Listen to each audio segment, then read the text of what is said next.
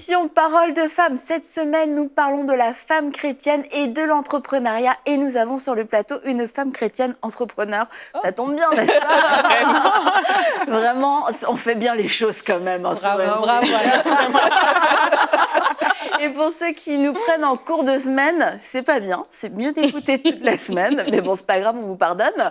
Yveline est là avec nous cette semaine. Bonjour Yveline. Hello. Mais ce n'est pas notre entrepreneur. Elle est chrétienne, mais pas encore entrepreneur. On ne sait pas, Yveline. Que nous réserves-tu? Ah, ça, mystère.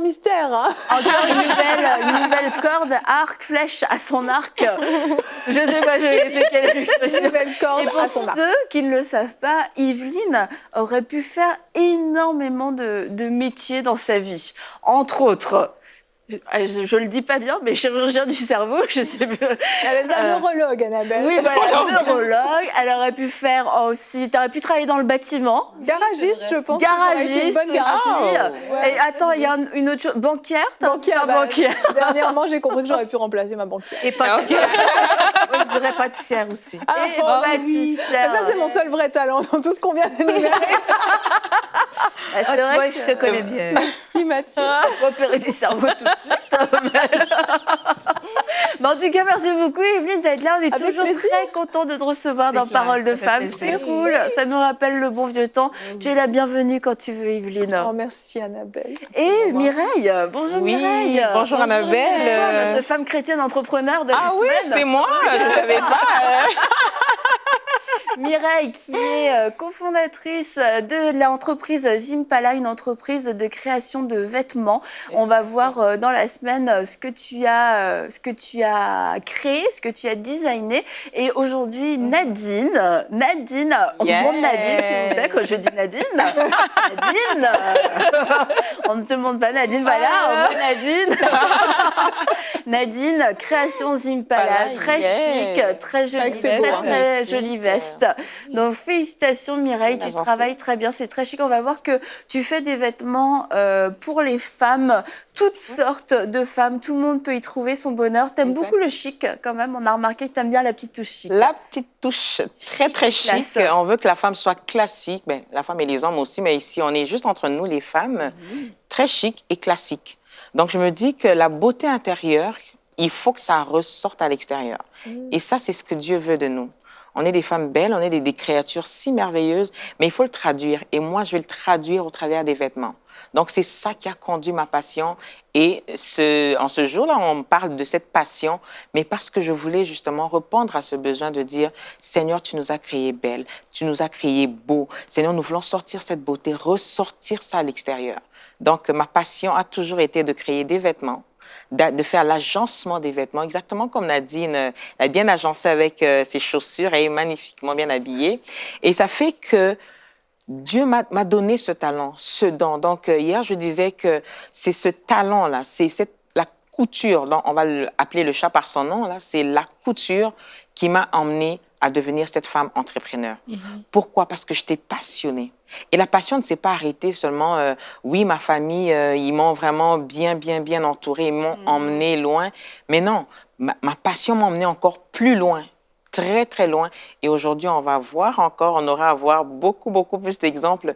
Qu'est-ce qui s'est passé? OK? Donc, cette Mireille qui devient une femme, une maman, comment tu fais ta passion, ta nouvelle vie d'épouse? C'est génial, tu t'interviews toi-même. Moi-même, je me dis, mais oui, Mireille, mais... Je te laisse pas la place du tout. Non, encore, toi aussi, une nouvelle corde et flèche. Ah, tu serais une très bonne animatrice. Ah ouais, mais pas à ta place, je te remplacerai pas, Annabelle. Non, Tu fais si bien, tu là. parles de toi à la troisième personne. Oui, ça fait classe, tu vois. Moi, si je le fais, j'ai l'air complètement... Non, c'est super, j'ai été moi-même subjuguée par ton histoire racontée par toi-même. Ah, vraiment? À troisième personne, singulier. Tu nous as tout emporté avec toi. Mais oui, c'est ça. Aujourd'hui, comme tu me disais si bien, on va voir cette nouvelle étape de ta vie, la passion. Petite fille, t'as habillé tes poupées, t'as habillé ton papa, tes frères. On ne sait pas trop à quoi ils ressemblaient à l'époque, apparemment, avec tes chemises, tes créations du début. Mais après, donc, tu t'es formée et tu as réussi à te perfectionner, etc. Et à ce moment-là, tu aurais pu commencer à travailler à plein temps, à utiliser ta passion à plein temps. Mais entre-temps, le beau Jean-Claude est entré dans la vie de Mireille. Et là, tu t'es aussi mariée et tu es devenue maman assez rapidement. Et en fait, à ce moment-là, tu as pris certaines décisions pour ajuster, équilibrer ta vie et trouver une nouvelle place à ta passion. Exactement. Donc, cette nouvelle vie pour moi, donc oui, là, je termine l'université, les 3 ans d'université, toujours en coupe et couture, donc on continue l'histoire. Je me marie très jeune. Donc, on se dit, quand je termine l'université, j'ai quoi, 21 ans et demi, 22 ans. Et le prince charmant, qui n'était pas loin, qui attendait que je termine mes études, il me dit, Mireille, je te prends tout de suite. Je dis, ah bon, je n'ai que 22 ans. Il dit, mais oui, tout de suite, on va y aller. Donc, nous nous sommes mariés, très, très jeunes. J'avais 22, il avait 26, 27. On était vraiment jeunes. Et on se dit, allons-y dans cette destinée que le Seigneur nous emmène. Donc, j'avais le choix. 2002, pour moi, c'était une année de grande réalisation. Je le dis toujours, c'était en 2002 que je me suis mariée. Pourquoi? Parce que je terminais mes études à l'université en 2002, en juillet, et je me mariais en même temps. Donc, c'était les 2 événements qui sont venus la même année, un au mois de septembre, un au mois de juillet. Là. Donc, c'était vraiment, ça s'accotait. Et là, je me suis dit, j'avais le choix, quand je me suis mariée, de dire, je vais travailler. Entre parenthèses, j'ai cousu ma robe de mariage, j'avais 22 ans, je l'ai dessinée, je l'ai designée, je l'ai coupée, je l'ai cousue. Je l'ai portée. Je l'ai portée. Ça aurait été affreux de pas Et la voilà, j'ai fait... Je l'ai portée. Pourquoi? Parce que cette passion-là dont on a parlé, qui continue toujours à dire, je veux faire ce qu'il y a à l'intérieur de moi. Et je ne me fatiguais pas. Pendant 3 mois, j'ai cousu cette robe, ça m'a pris 3 mois et demi. Même quand j'étais fatiguée, j'arrêtais là où je me disais, OK, je continue demain. Je vais voir Les perles, je les ai mis une par une sur la robe avec une traîne de 3 mètres, on se dit entre nous. C'était une robe de princesse qui m'a pris 10 mètres, entre parenthèses, mais la robe a été créée par moi, designée par moi et portée par moi. Et ça, c'était une réalisation dont j'étais fière. Avant que tout le monde me dise, « Oh, mais Mireille, on est fiers de toi. À 21 ans, tu fais ta robe. » Je dis, je sais. Je sais, parce que je savais que c'est ce que je voulais faire. Et oui, que la réalisation vienne maintenant à l'extérieur, que les gens le disent, c'est une confirmation. Les gens étaient surpris. Ils étaient vraiment surpris. Mes profs à l'université sont venus à mon mariage. Elles disent, waouh, comment tu fais entre tes études et tu te maries la même année? Comment tu as pu gérer tout ça? Mais j'étais passionnée, je répète encore, passionnée d'une passion, je ne peux pas le décrire ici, mais c'était à l'intérieur de moi. Alors là, je me suis mariée. J'avais le choix de dire, avec toute cette passion que j'ai, de créer une robe de mariée, et puis je peux en faire 1000 et puis vendre ça à toutes les femmes de la Terre. J'ai fait le choix. Vas-y. Faut pas laisser. J'ai fait le choix, mais oui, à toutes les femmes de la Terre. C'est super. J'ai fait le choix de dire... L'entrepreneuriat avait commencé déjà très, très jeune. Ouais. Je me suis dit, je me marie. Alors, mon nouveau rôle d'épouse, je veux bien assumer mon rôle d'épouse. Je vais être là pour mon mari. Je veux être là. Et tout de suite, et comme Annabelle, tu l'as si bien dit, je suis devenue maman juste après. Donc, vraiment, une année après, j'étais maman à 23 ans. On a eu notre premier fils, Nathan, qui a 16 ans maintenant. Et très, très jeune, j'avais le choix, avec tout le talent que j'avais, et finir l'université avec une grande distinction, d'aller travailler dans des grands groupes. Parce qu'on recrutait les jeunes, en tout cas les jeunes diplômés, venez travailler, venez. Mais moi, je me suis dit, je vais assumer pleinement mon rôle d'épouse et de maman.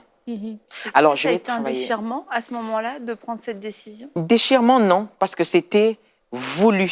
Mon mari et moi, on s'est assis, on a parlé. Et ça, là, c'est là que je demande le consentement des conjoints, des conjoints, l'homme et la femme, le mari et la femme, de s'asseoir et de dire, OK, qu'est-ce qu'on fait? Comment on voit la chose? Comment qu'on peut conduire? Comment on voit notre vie dans 10 ans? Voilà. On s'était assis, Jean-Claude et moi, d'un commun accord, comme la Bible dit. On s'était assis, on a dit, OK, on aurait un seul salaire et on était conscient de ça, qu'on aurait un seul salaire et que moi, je travaillerais partiellement à la maison. Qu'est-ce que je veux dire par là partiellement? Ça veut dire que je fais de la couture chez moi à la maison. Les gens qui voulaient des vêtements cousus par Mireille, mais vous vous déplacez, vous venez chez moi. Je suis maman avec mes enfants. Je vous fais une très belle robe, mais de chez moi à la maison. Donc, ça veut dire que je faisais ma passion. Je ne l'ai pas éteinte du tout. Voilà. Je le faisais, mais partiellement. Donc, je sais que Jean-Claude part au travail à 8 heures. Ah, mais mon bébé, il dort vers 8h30, 9h. J'ai du temps de 9h à midi. Qu'est-ce que je fais? Est-ce que je tourne mes doigts? Je prends un tissu, je coupe un tissu. De 9h à midi, j'aurai fini la coupe. Je vais recommencer à couper la robe. Dès que mon bébé se réveille à midi, je lui donne à manger. Il va faire la sieste à 3h, à 14h. Je refais encore la petite couture tranquillement. Avec des pincettes, ça, je le prenais comme ça. Je faisais ma passion de chez moi à la maison. Et là, quand mon mari revient le soir, je dis, OK, j'ai travaillé jusqu'il est 17h, 18h, mais j'ai le temps d'arrêter la couture, d'enlever tout ce qu'il faut. Maintenant, c'est le temps où je reviens, cette femme, cette épouse, à la maison. Ça ne me frustrait pas, parce que je le faisais quand même. C'est pas que j'avais éteint mon talent. Non, loin de là de dire que j'ai éteint mon talent, je suis à la maison, j'attends que mon mari revienne le soir et je fais le souper, je fais à manger, je fais tout. Non. Il y a le temps où le bébé, il pleure pas à tout moment. Là, on se dit entre nous, maman, femme, le bébé, il pleure pas à tout moment. Il fait sa sieste et il est tranquille sur sa chaise, mais je peux faire autre chose. Je peux mettre un bouton sur une chemise, là. C'est qu'en fait, tu as vraiment saisi tous ces petits moments, quelquefois, qu'on perd si on n'a pas de vision, si on n'a pas de passion. Mais toi, ta passion t'a permis de repérer ces moments pour continuer de nourrir ta passion. Et c'est peut-être là le moment où certaines femmes ont juste, comme elle a dit, éteint la passion, abandonné le rêve, parce qu'on se dit, ça ne va pas être conciliable. Et c'est vrai que c'est pas conciliable si on se dit je dois travailler à plein temps, je dois peut-être aller à l'extérieur, mais c'est pas ça que je voulais faire. Mais toi, avec vraiment l'aide du Saint-Esprit, l'accord de ton mari, vous avez réussi à trouver quelque chose. Et je pense que le Saint-Esprit veut vous communiquer la sagesse à vous pour que vous puissiez trouver votre propre système de fonctionnement, que vous puissiez trouver, peut-être c'est 1 ou 2 jours à l'extérieur, peut-être que c'est que chez vous comme Mireille. Peu importe ce que c'est, mais en tout cas, je crois que le Saint-Esprit a une sagesse à vous communiquer pour que vous puissiez discerner, voir, repérer ces moments dans lesquels vous pouvez laisser votre passion s'exprimer sans que votre famille, sans que votre vie couple puisse en pâtir. Et je dirais que quand la Bible dit qu'il y a un temps pour tout, et c'est vrai, il y a un temps pour tout. Où on est femme, où on est maman, mais il y a un temps où les enfants grandissent, là. Ils vont pas rester tout le temps, maman, je veux du lait, je veux ceci. Ils vont grandir. Et j'encourage les femmes à saisir justement l'opportunité de dire, cette saison, c'est la saison où je suis femme, épouse, ça va pas durer toute la vie. Ça va... Épouse, ça va durer toute la vie. Hein. Ouais, épouse, ça dure... épouse toute la vie, là, on va... OK, maman, ça durera pas toute la vie, on va le corriger tout de suite. Mais épouse, on est épouse tout le temps. On reste épouse pour nos maris. Et en même temps, qu'est-ce qui a fait de moi encore cette femme? C'est parce que les temps que j'avais à la maison, tranquille, avec l'enfant, et que je faisais de la couture vraiment à mon rythme, je priais pour mon mari. Je le soutenais. Je disais que lui, il a des défis plus que moi, c'est sûr et certain. Il faut que le Seigneur Saint-Esprit, est-ce que tu peux le saisir là où il est maintenant? Là où il est au travail maintenant, saisis-le. J'avais le temps de prier complètement pour mon mari, sans pression. Et je le faisais, je suis sur ma machine à coudre, là, je mets un bouton. De chez moi à la maison, je dis, Seigneur, il est en train de passer une entrevue. Seigneur, est-ce que tu peux être avec lui? Seigneur, saisis-le. Seigneur, donne-lui le courage, la force, l'intelligence, la sagesse qui vient de toi. Donc, j'avais le temps posément de prier pour lui, dans mon cœur de penser à lui et d'avoir une pensée pour lui pendant la journée.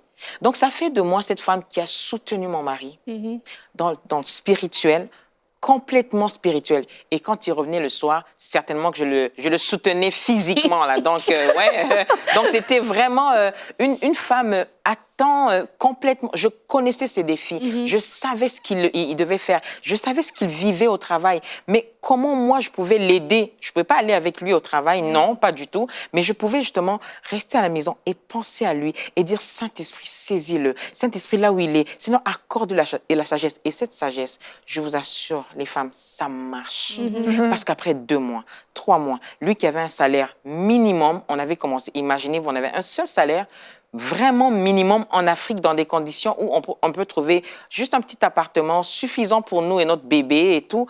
Mais le Seigneur commençait à élever. Je dis, mais ça marche, ma prière, ça marche. Et là, je renforçais encore les prières. Je dis, Seigneur, tu vas l'élever. Et je priais pour lui. Je prenais des journées, des jeûnes et prières. Je priais pour lui. Je le soutenais avec lui, en tout cas. Tous les hommes, mais en particulier lui, je priais pour que le Seigneur le donne encore la sagesse, qu'il puisse ouvrir encore des opportunités pour que, oui, avec un seul salaire, que nous puissions couvrir d'un bout et l'autre mois. Donc, ça fait de moi, oui, cette épouse, cette maman, et une femme qui soutient, qui prie pour moi, qui prie pour nos projets, pour la famille. Donc là, on parle vraiment dans le cadre de porter justement. Là, c'est important ce que tu viens de dire, c'est que vous, pour casser peut-être, ouais, non mais Mireille, elle avait plein d'argent, c'est pour ça qu'elle a pris cette décision. C'était un luxe pour elle, mais en fait non, c'était un choix avec des conséquences, et vous étiez dans une réalité économique qui favorisait pas forcément ce choix que t'as pris, que de rester à la maison. Mais Dieu a honoré, a été fidèle avec vous, et je veux juste le préciser que vous n'avez pas pris ce choix parce que il n'y avait pas de souci d'argent, il n'y avait aucune notion de l'argent. Non, il y avait une situation économique qui n'était pas forcément favorable à cette décision. Pas favorable du tout, comme tu le dis, mais ça, c'est même pas... je ne veux même pas le cacher, parce que là, on est jeune, on vient de se marier, Jean-Claude vient à peine de finir l'université, moi aussi. Bon, le temps de trouver un travail, les 2 premiers mois, les 6 premiers mois, il touchait $200, on va le dire, je le dis, là, c'est pas un secret, $200 par mois. C'est irréaliste, peut-être vous allez dire, mais comment les gens vivent en Afrique? Mais oui, il y a des gens qui ont des salaires de $200 par mois. Mais comment qu'on faisait pour nouer les 2 bouts du début à la fin? Mais c'était la grâce de Dieu. Et on n'oubliait pas nos dîmes, parce qu'on était fidèles dans nos dîmes. Ça, je le dis, Seigneur, tu nous donnes $200. Et on était contents, les sous qu'on avait, on se dit, Seigneur, merci pour ces $200. On priait pour ça, on enlevait notre partie de dîme, on donnait à l'Église avec action de grâce. On disait qu'on va le faire, Seigneur, pour ta gloire. Mais je vous assure, donc, le financement, on était vraiment, comme on dit, pas favorable du tout à dire que, ils ont pris la décision parce que là, ils ont des millions. Non. Donc, on le martèle. Là, c'était une décision de foi, une décision de dire, waouh, Mireille, les enfants, c'est une priorité pour nous, l'éducation des enfants. En même temps, le travail aussi, Jean-Claude, tu devais travailler dur. C'est pourquoi cette décision, je répète bien, on l'a pris en commun accord, en unité. On s'est tenu par la main, on dit, Seigneur, aide-nous à faire cette décision, qu'on aille justement, et tranquillement, le Seigneur commençait à bénir. Je vous assure, les femmes, quelques mois après, Jean-Claude trouvait du travail. Et là, son salaire a été multiplié par 3. Je dis, oh, mais mon Dieu, ça marche. Et là, dès que le salaire soit multiplié par 3, on est un peu plus aisé. OK. Et puis, je continue à prier pour lui. Le Seigneur augmente encore le salaire. Je dis, OK. Donc, cette décision prise en commun accord, je le répète, il faut que ça rentre bien dans la tête des femmes qui nous regardent. Il faut que ton mari et toi, vous preniez cette décision ensemble pour dire, pas parce qu'on a des millions, mais parce qu'on veut donner le meilleur. Trouver l'équilibre entre l'éducation des enfants et justement l'équilibre financier, familial. OK, Mireille, si tu commences à courir matin, midi, soir et nuit, les enfants et tout, donc tu travailles partiellement à la maison et moi je travaille, les sous, le Seigneur va s'en occuper. Sans que tu sacrifies non plus tes rêves en disant, parce que pour certaines femmes on fait ce choix-là, mais ça a été une source de frustration monumentale. OK, moi j'ai tout sacrifié pour mon mari, pour ma famille, pour mes enfants, finalement il me reste plus rien, tous mes rêves sont bons à jeter et ça crée de l'amertume, de la frustration. frustration. Donc l'importance de ce que tu dis, ce commun accord, c'est une décision prise ensemble. Oui. Et puis, tu continuais quand même ta passion, mais d'une façon différente. Tu aurais pu choisir de dire je vais prouver au monde entier que je ne me suis pas trompée dans cette formation-là. Parce qu'on l'a dit hier, c'est que tu étais à contre-courant. Donc, tu aurais pu dire j'ai des choses à prouver et je vais vous montrer ce que ça vaut, mon talent, ma passion, quelle valeur elle a. Mais au lieu de ça, en fait, tu t'es dit je vais me mettre là où est ma place et rentrer dans la saison dans laquelle je dois être, mais sans frustration, sans amertume. Et ça, je trouve ça beau parce que si on le fait, mais avec regret, ça va créer que des conflits finalement dans le couple, dans la vie de famille, et parce qu'on a gardé, on a enterré ce trésor qu'on avait. Ouais, et la disposition du cœur, c'est vraiment important. Et dans ce que je t'entends, c'est que si tu n'as plus le cœur pour prier pour ton mari, c'est que ton cœur était bien disposé, en fait. C'était pas par frustration, c'était pas parce qu'il y a des femmes aussi qui se sentent comme emprisonnées, entre guillemets, dans leur rôle, que c'est moi qui ai les enfants, c'est moi, donc je me sacrifie pour le bien familial. Mais quand on le fait d'un commun accord, et que je comprends réellement que lorsque je choisis les bonnes priorités, il y a quelque chose derrière, Dieu est avec moi, c'est que j'ai la disposition du cœur même pour prier, pour naturellement élever mon mari dans la prière,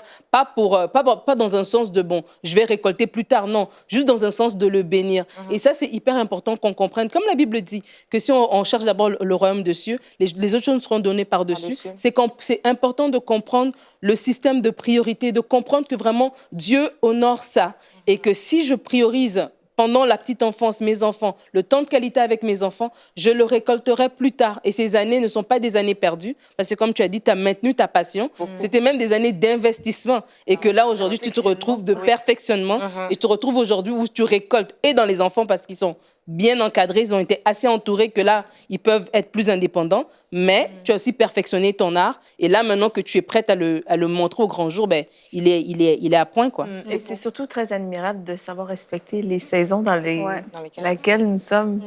Et avec ta passion, tu as su discerner qu'il y avait un temps, nouvelle mariée, nouvelle maman, et tu as su quand même ne pas étouffer vraiment ta destinée, la passion que tu avais vraiment pour ce don que Dieu t'a donné. Et parce que tu as confié, parce que tu as mis les choses en priorité, en place. Il y a de l'ordre divin dans tout ce que tu as fait. Et vraiment, tout s'est placé. Et quand on met les choses dans l'ordre divin, tout se place. Et donc, c'est pour ça que tu en parles avec autant d'aisance. Et je trouve non, mais tu es tellement calme. Et tu vois, Dieu a permis que ton bébé dormait. Dieu a permis que pendant le sommeil, tu couds et tu sois capable de coudre et de prier à la fois.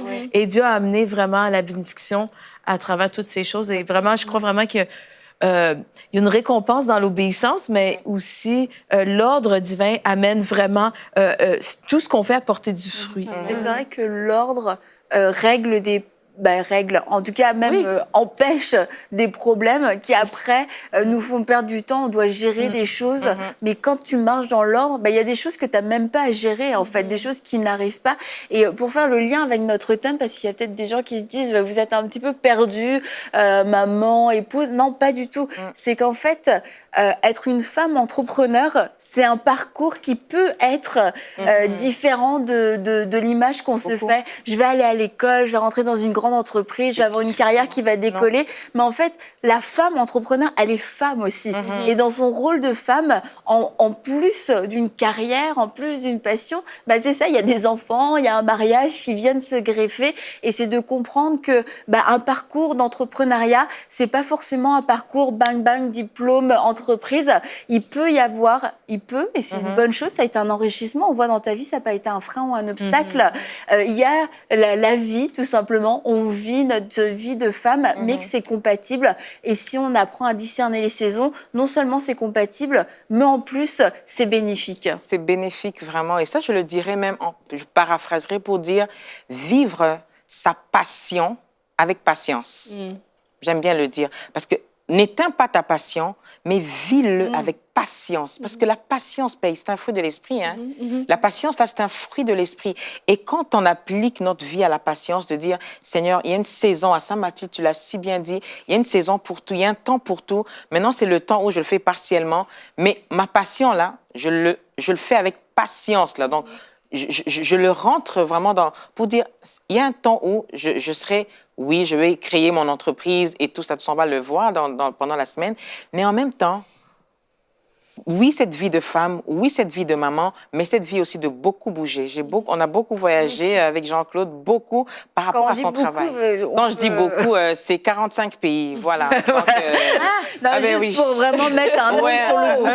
Un chiffre sur, on a fait 45 pays, Jean-Claude et moi. Wow. Et quand je vous dis que priez pour votre mari, priez pour la famille, je vous assure, ça explosé. Et là, on quittait de $200, je vous ai dit là, et puis un contrat à l'étranger. OK, on vient de le nommer, il va travailler en Haïti. Nous sommes allés en Haïti, nous sommes allés travailler en France, nous sommes allés travailler en Australie par rapport à son travail. Et moi, je dis, ouais, je suis toujours épouse. Je vais continuer à vivre ma vie d'épouse, ma vie de maman. Et pendant qu'on bougeait, j'accompagnais mon mari. Je l'accompagnais dans tous ces pays qu'on a fait. Dès qu'on arrive dans un pays, je m'installe avec ma machine à coudre. C'est ça, ta machine à coudre, t'as accompagné dans les 45 pays. Partout. Oui, les 3 enfants, plus une machine à coudre et les valises. Voilà.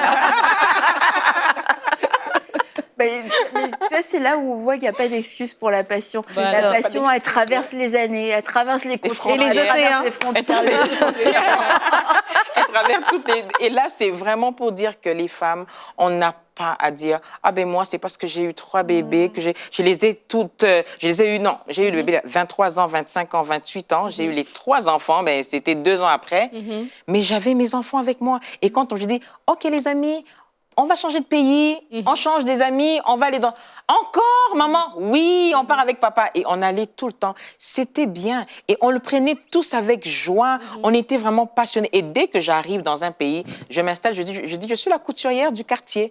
C'est Mireille, mon nom. Coucou, bonjour tout le monde. Je suis Mireille, la couturière du quartier. Et les gens, je vous assure, venaient à la maison. Partout y aller. Partout j'allais. Donc là, je peux te dire maintenant, on va le voir plus tard, une femme entrepreneur, mais j'ai des clientes partout, hein. Dans les 45 pays. Je suis internationale dès le départ. Elle fait vraiment des robes pour toutes les femmes de la Terre. Pour toutes les femmes de la Terre. Donc, les femmes, soyons passionnées. N'éteignons pas notre rêve pour dire ah ben parce que mais je suis maman, je suis épouse, c'est plate. Non, c'est pas plate, c'est juste qu'il y a une saison à tout. Il y a un temps pour tout. La Bible le dit si bien. Donc, s'il y a un temps pour tout, ça veut dire, oui, maintenant, c'est le temps où je travaille partiellement, mais il y aura le temps où je vais travailler à temps plein et accomplir le rêve que Dieu a mis à l'intérieur de moi. Donc, je vous encourage, et c'est pareil pour chacune de nous, hein, chacune de nous, exploiter nos dons, exploser nos dons, mais avec patience. Donc, on va le développer, mais avec patience. C'est mollo, une étape à la fois, une chose à la fois, tranquillement, jusqu'à ce que ça va exploser. On ne plante pas un arbre aujourd'hui pour que ça pousse aujourd'hui. On dit, OK, on t'a planté noyau, est-ce que tu peux pousser? Non, ça prend qu'il faut l'arroser, ça prend qu'il faut le faire. Et moi, pendant toutes ces années, j'accompagnais mon mari, j'étais maman et j'arrosais aussi, tranquillement, tranquillement. Ma passion, je l'arrosais, tranquillement. Et ça m'a aidé justement à être cette femme à perfectionner dans la couture. Et on va voir dans la semaine, un peu plus tard dans la semaine, qu'il y a vraiment eu en plus un retour sur investissement concernant ta famille, tes enfants et ton mari. Je vous laisserai découvrir ça, mais un beau retour sur investissement vraiment.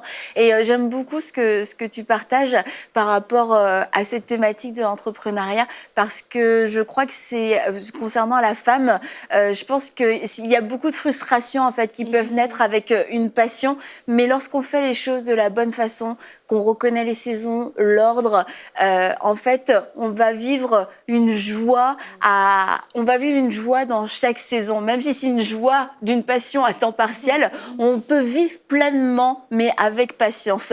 Alors vraiment, merci beaucoup Mireille pour ton enthousiasme. T'es vraiment inspirante, ton parcours est inspirant.